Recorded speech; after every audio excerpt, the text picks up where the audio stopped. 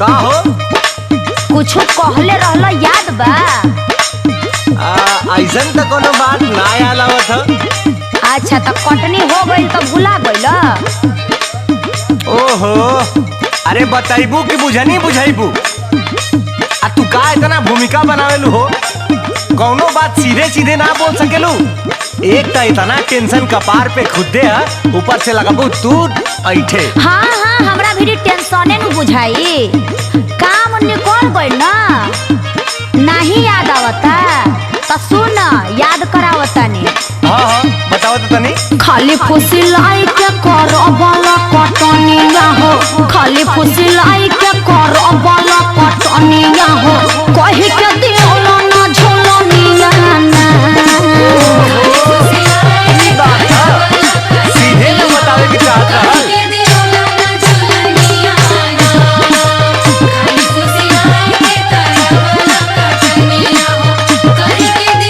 याद आए लो? अरे पागल, उ तो हमरा यादे बा, लेकिन कुछ दिक्कत बा। अरे सबर का फल मीठा होला, आ तहरो के मिली सबर का फल, आज ना त कल। हाँ तो सबरे नु करता ने। धनवा के भाव तनी बढ़े दे तू धनिया हो, धनवा के भाव तनी बढ़े दे तू धनिया हो, तोह के गढ़ाई बैठू ना मिजाना।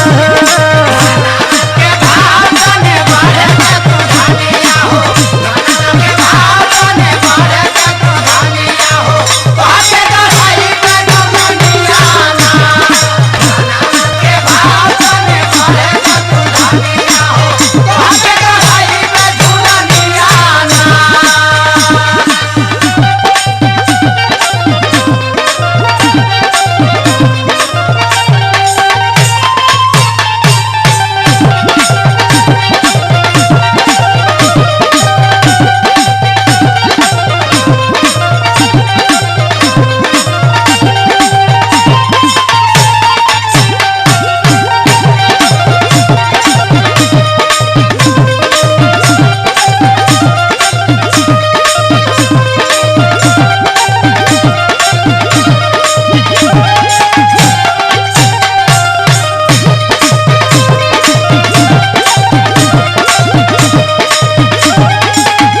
हाँ तो सुन, तू ना बहुत झूठ बोलेला, कहेला बहुत कुछ करेला कुछ ना।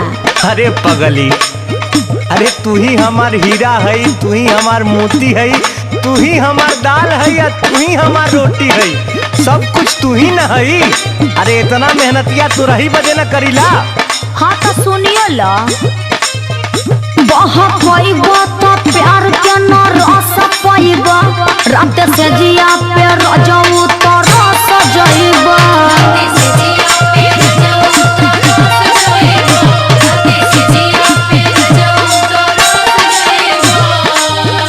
बहा पाइबा तो प्यार के न रस पाइबा, रात से जिया पे रजऊ तो रस जाइबा।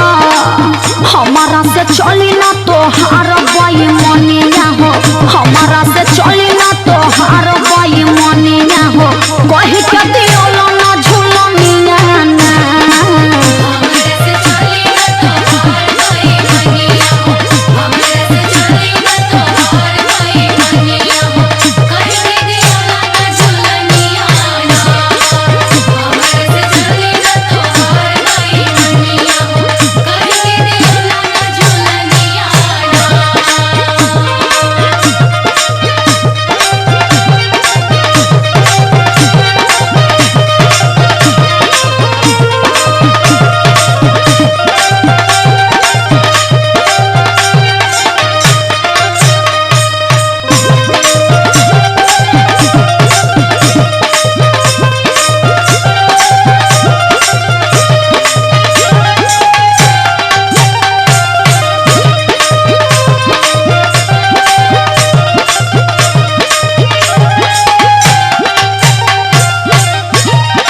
अच्छा तो ये बताओ, तो झुलनिए से पेट भरी?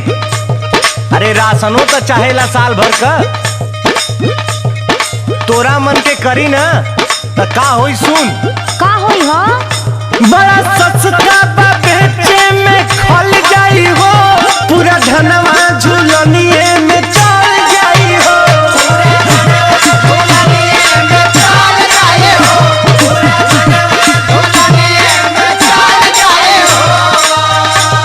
सुन टेंशन मत ले, मर्द के जबान कह देली तो हो के रही।